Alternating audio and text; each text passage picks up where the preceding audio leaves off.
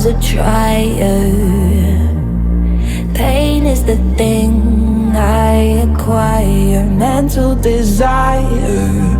Can someone make it end? Normalement, vous devriez avoir quelque chose qui ressemble à ceci. Et vous voyez bien qu'à chaque fois, les mailles doubles et le fait de refaire des mailles doubles puis de les tricoter, ça vous donne cet aspect-là sur le côté de la chaussette. Alors, je vous indique dans le patron qu'une fois qu'il vous reste 2 mailles doubles à gauche, il va falloir suivre des instructions spécifiques pour être sûr de reprendre en fait votre chaussette.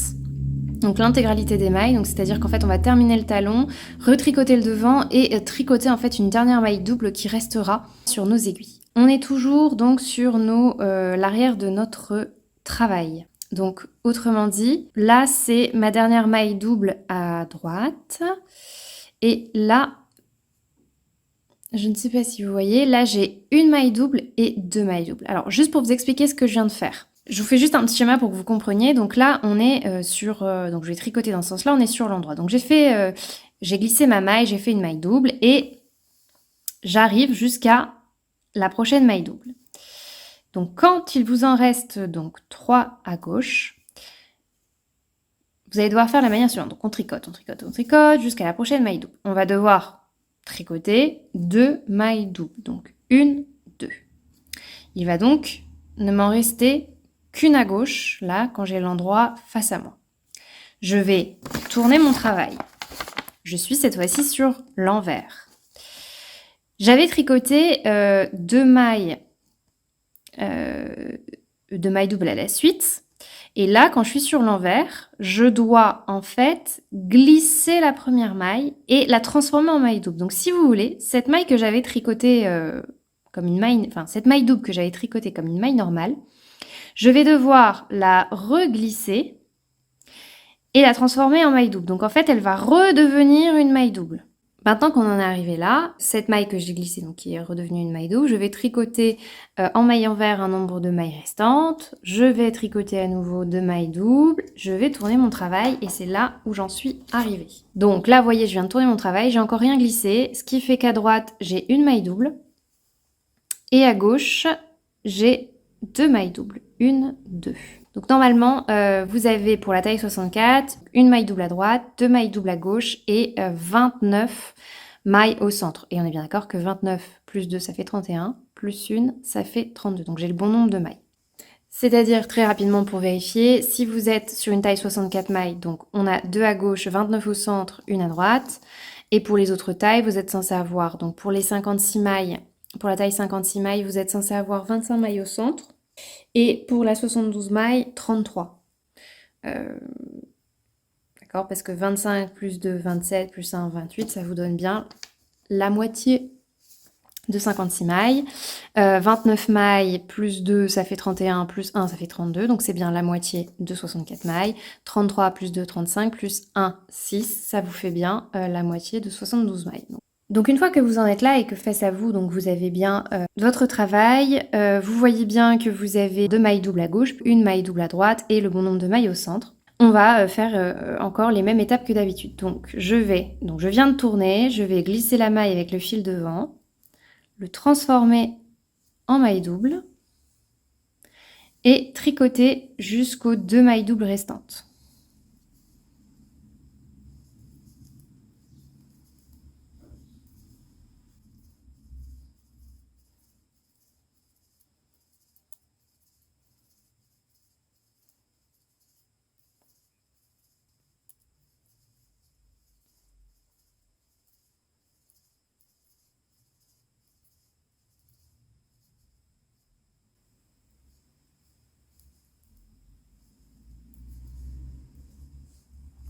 Donc, je tricote jusqu'à ma prochaine maille double. Et je vais tricoter les 2 mailles doubles qui restent. Donc, hop, je les tricote. Donc, je tricote ma première maille double. Je tricote ma deuxième maille double. Je tourne. Donc là, pour l'instant, je n'ai plus de maille double. D'accord, à gauche, je viens de tout tricoter. Je tourne. je vais glisser avec le fil devant, retransformer une maille double. Ce qui fait qu'à gauche, je vais de nouveau avoir une maille double. Donc, je glisse, je tire, d'accord? Donc, je viens de glisser ma maille avec le fil devant, je tire, je repasse devant puisque je dois faire des mailles endroit. Et je vais tricoter en maille endroit, donc purl, jusqu'à mes 2 mailles doubles de l'autre côté. Donc,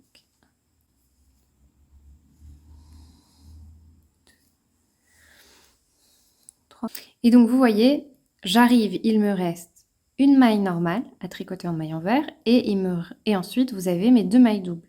Une ici, vous voyez bien, et celle-ci. Donc je vais tricoter en maille envers, donc purl 1, et ensuite je dois, donc dans le patron c'est marqué purl 2 mailles doubles, donc c'est-à-dire je vais tricoter une première maille double, comme d'habitude. Je la tricote et j'en tricote une deuxième. Et là, on a presque fini. Je tourne, je vais mettre mon fil devant, glisser la première maille, tirer vers l'arrière et donc ça va se transformer en maille double. Je vais tricoter en maille endroit jusqu'à la dernière maille double qu'il va y avoir à gauche, c'est-à-dire celle-ci ici. Vous voyez, ça c'est ma dernière maille double à gauche. Et juste pour vous expliquer en fait ce qu'on va faire, c'est que là vous voyez, en fait à gauche et à droite, une fois qu'on a commencé le rang endroit, on a une maille double à gauche et une maille double, à droite et une maille double à gauche. En fait, ce qu'on va faire, c'est que donc je viens de créer ma maille double, je vais tricoter à l'endroit, je vais tricoter ma dernière maille double et en fait on va reprendre le motif et recontinuer à tricoter en haut. C'est-à-dire que cette dernière maille double, on va la tricoter et ensuite il n'y en aura plus du tout, mais on va tricoter cette dernière maille double, donc c'est la dernière qui restera sur tout le tricot quand on va faire quand on va retricoter en haut. On la tricotera en fait une fois qu'on aura terminé notre tour complet. Donc là, je répète, je viens de tourner mon travail. J'ai glissé la première maille que j'ai retransformée en maille double. Je vais tricoter en maille endroit jusqu'à ma maille double à gauche. Donc la maille double à gauche qui reste. Donc, je tricote jusqu'à tomber dessus.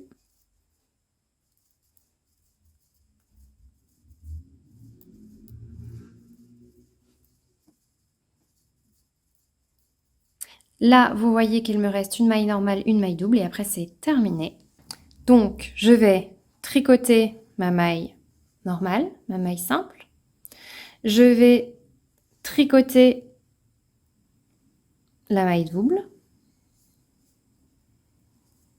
Je préfère le faire à l'anglaise parce que pour moi c'est plus simple.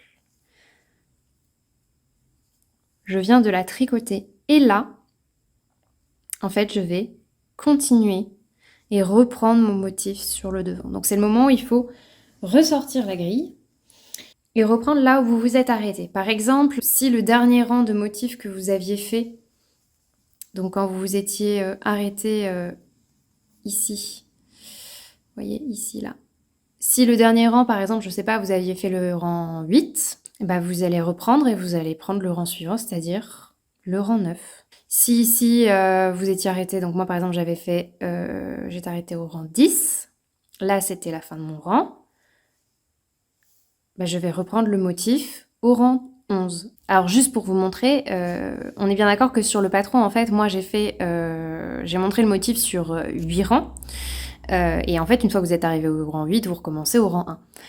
Bon, j'explique là surtout pour les personnes qui n'auraient peut-être jamais fait de dentelle ou n'auraient un peu de mal sur ce que ça veut dire de reprendre un motif. Là, par exemple, moi, j'avais fait 10 rangs.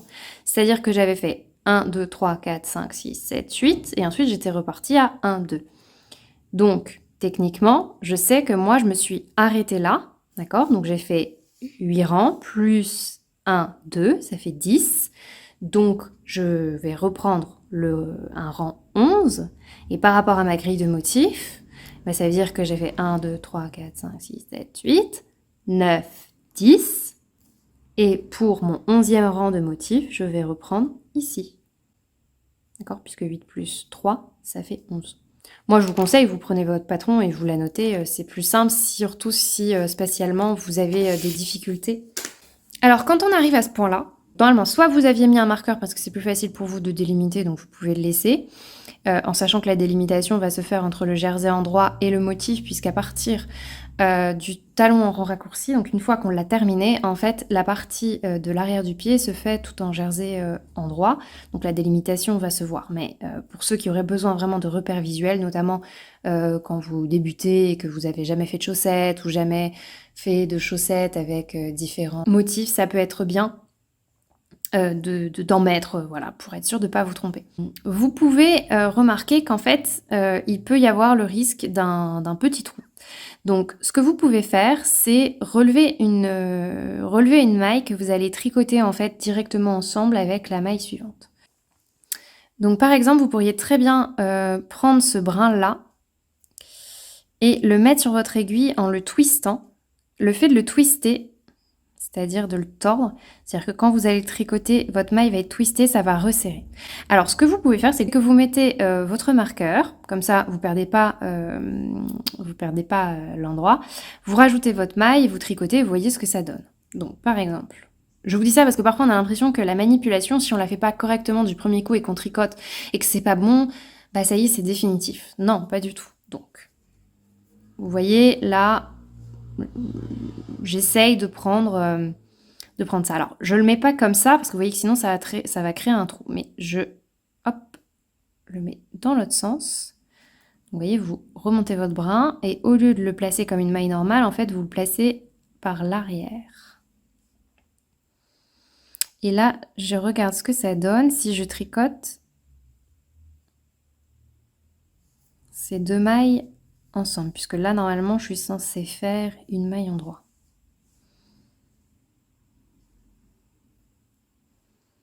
Évidemment, vous suivez le motif que vous avez sur votre grille. Hein. Moi, si je commence par une maille endroit, c'est parce que pour la taille 64 mailles, c'est le début du motif. Pour la taille 56 mailles, par exemple, ça commence par une maille envers. Donc,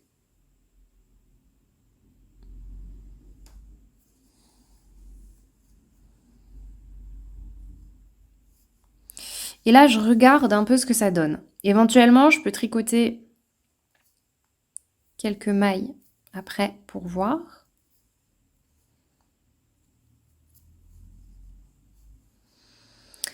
Et si je suis satisfaite, je peux laisser comme ça. Là, vous voyez, ça va me laisser un trou. Alors, c'est toujours possible de rattraper après coup, de glisser un fil. Et parfois, il y aura toujours un trou au porté, ça va s'agrandir, ça peut arriver. Donc, sachez que c'est toujours rattrapable après en repassant un fil, notamment à l'intérieur du pied, quand vous rentrez vos fils. Là, moi, je suis pas totalement satisfaite, donc je vais enlever. Ça, c'était mes deux mailles ensemble. Ça, c'était la maille que j'avais créée, je la laisse tomber. Et parfois, ce que vous pouvez faire aussi, c'est prendre une maille en dessous. Alors, vous voyez, par exemple, moi, je voulais prendre ce brin-là. Je vais vous le remettre pour que vous puissiez le voir.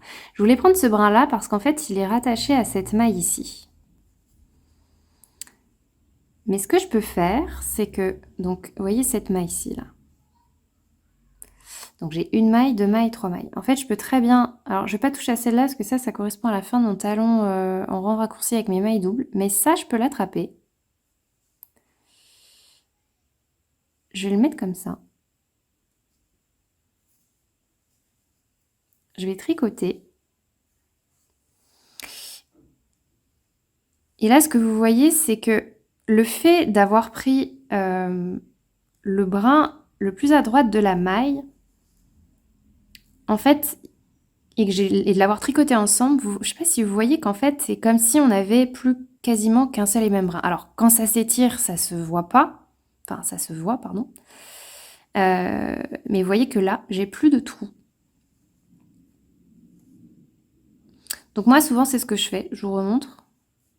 Donc soit, je répète, soit il y a la technique, alors parfois on vous fait prendre ce brin-là, parfois celui du dessous, mais ce que vous pouvez faire, c'est prendre les brins des mailles sur les côtés pour reformer l'illusion d'une seule et même maille alors qu'elles sont tricotées ensemble. Donc pour ce faire, en fait, quand vous avez une maille comme ça, attendez, j'essaie de vous la délimiter. Quand vous avez une maille comme ça, vous prenez le brin le plus à droite. Vous pourriez prendre aussi le brin à gauche. Mais si vous preniez le brin à gauche, il faudrait le twister, sinon vous voyez, ça va vous faire un trop grand espace. Donc, avec tout ça, j'ai perdu 1, 2, 3. Moi, je vais prendre celui-là. Je le mets normalement.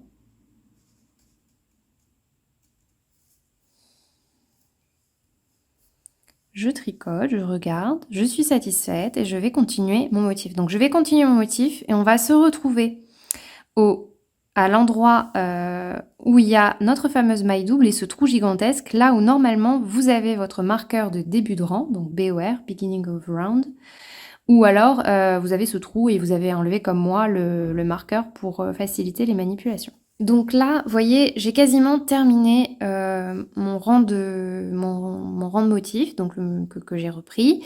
Il me reste une maille de mon motif à faire. Ensuite, j'ai ce trou énorme et j'ai ma maille double. Et ben en fait, on va faire exactement la même chose. Sinon, pour une finition vraiment symétrique, quand on avait essayé de combler le trou, on avait fait deux mailles ensemble. Donc knit together, là on va faire slip slip knit. Donc dans ce cas-là, vous pouvez aussi, bon, on est d'accord que après personne n'ira regarder en détail vos chaussettes, mais sinon vous prenez, donc vous avez votre maille sur votre aiguille, une maille en dessous, vous pouvez prendre ce brin-là,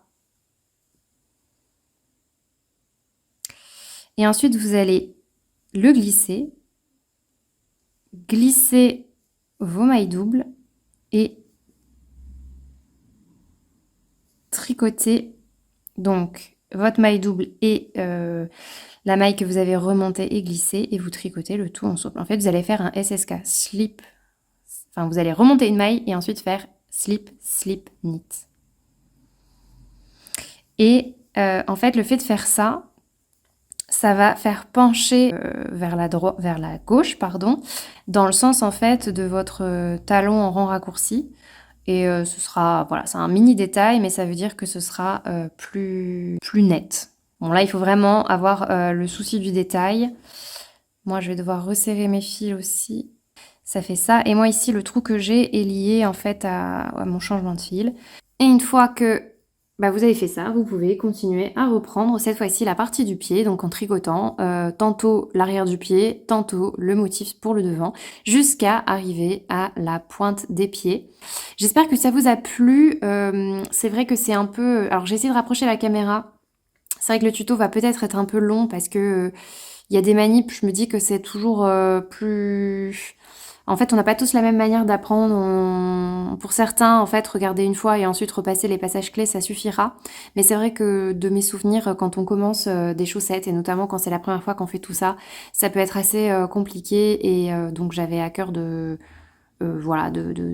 faire quelque chose qui me paraissait peut-être un peu plus long, mais peut-être plus clair pour ceux qui étaient complètement perdus, notamment dans la représentation de l'espace. N'hésitez pas sinon à regarder le tuto en accéléré. Normalement, les chapitrages seront là pour vous aider.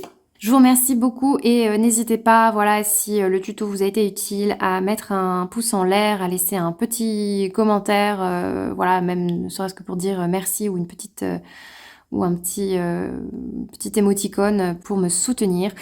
On se dit à très bientôt pour la prochaine vidéo qui sera consacrée du coup au grafting pour la pointe du pied.